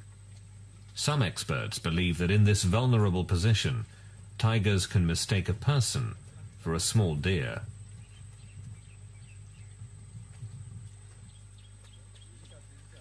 Once a tiger has mistakenly killed a human in this fashion, it is believed that the animal develops a taste for people and is more likely to kill again.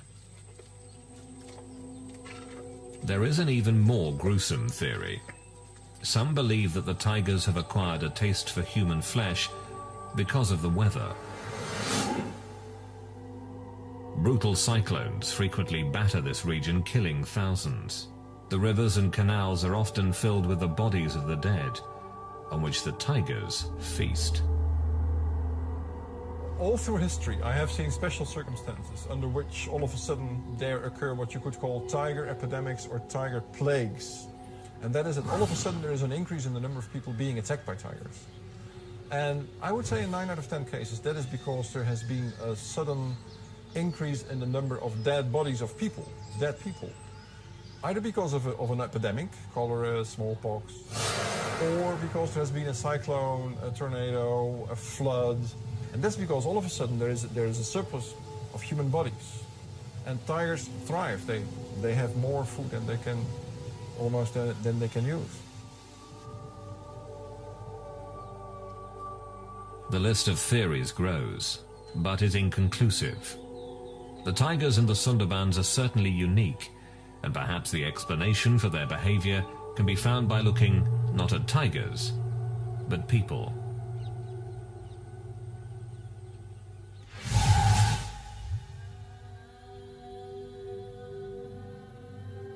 Through the late 1800s and early 1900s, tigers were hunted down ruthlessly throughout much of India.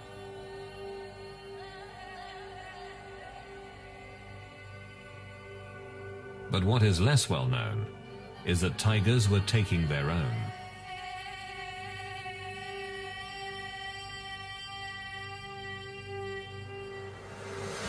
Nowadays tiger attacks are rare, but if you go back even a century, or even less, 70 years, tiger attacks were quite normal. I've seen several records, both in India and Indonesia, of the tiger threat becoming so severe, so large, that people just abandoned their villages, that just went away. Tiger attacks so fierce that they emptied entire villages are hard to comprehend today. There are estimates that as many as 300,000 people were killed by tigers from 1800 to 1900.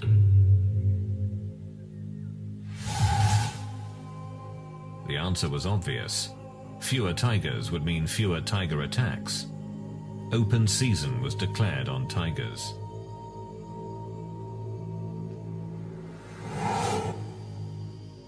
Closely studying this history challenges the belief that only sick or injured tigers have been man-eaters. If you read about tiger attacks in the early 19th century, in the 18th or 17th century, they were so frequent that it is impossible to explain such a frequency by assuming that only sick and injured tigers attack people. So I argue that before, let's say, 1850, if they had a chance, they would kill a person. Perfectly healthy tigers. Here in Bandhavgarh, healthy tigers don't hunt humans anymore. Boomgart believes that tigers can learn from history. Man-eating tigers in almost every part of India were hunted down and killed. The tigers that live in Bandhavgarh learned that fearing humans meant survival. But the massive tiger slaughter that occurred in this part of India did not happen in the Sundarbans. I think tigers across India have faced hunting pressures for a long time, and so they're much more wary of humans than the tigers in the Sundarbans. I don't think the tigers in the Sundarbans are afraid of people. The people don't seem to be carrying firearms, and the tigers know that. The remote and hostile nature of the Sundarbans protected tigers from hunting in the past, and it continues to protect them today. Even when they know that a tiger's a man-eater, if it lives in the middle of the Sundarbans, there's not much they can do about it. They can't really hunt it, and they don't. The dense maze of mangrove swamps allows these tigers to continue to hunt humans, as tigers all across India once did. From mother to cub, tigers here have passed on a taste for humans from generation to generation.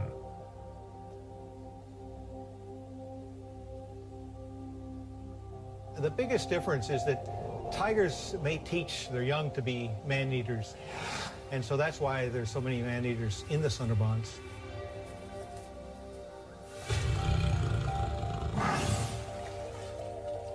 Not fearing humans, the tigers here keep hunting them, and the killing continues.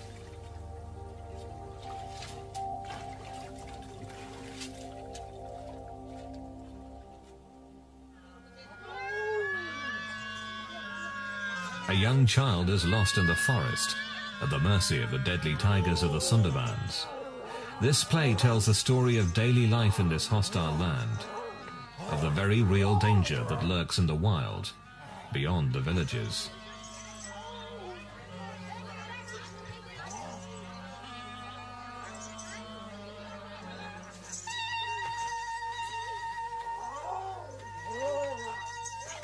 The people here believe that the tiger god, Daksin Ray, can kill if he is displeased.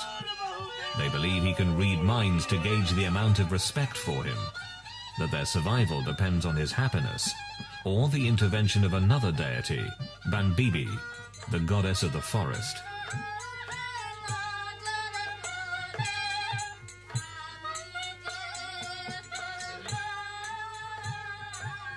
It is a constant balance between life and death.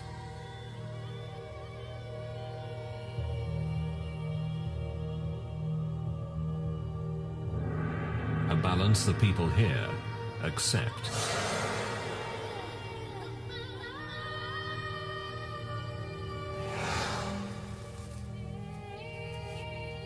They realize that while the tigers make the forest dangerous, that very danger protects the forest and their livelihood.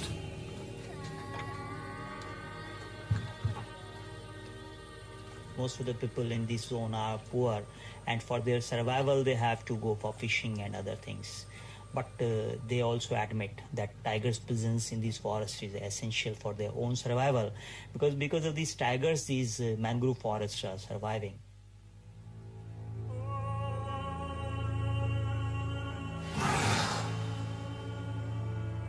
The villages here are filled with orphans and widows, and people who have harrowing tales of survival.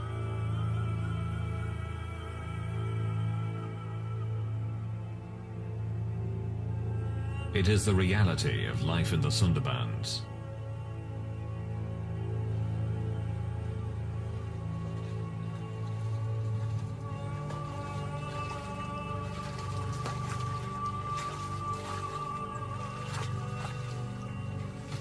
People here understand the risk. They understand that in the Sundarbans, humans are not the most dominant animal. That if a tiger decides to kill, it can and will.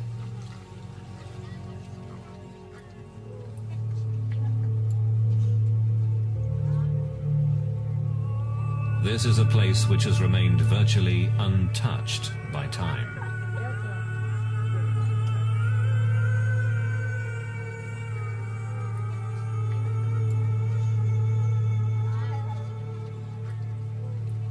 a place where tigers don't live in fear of people. Here, tigers still reign supreme.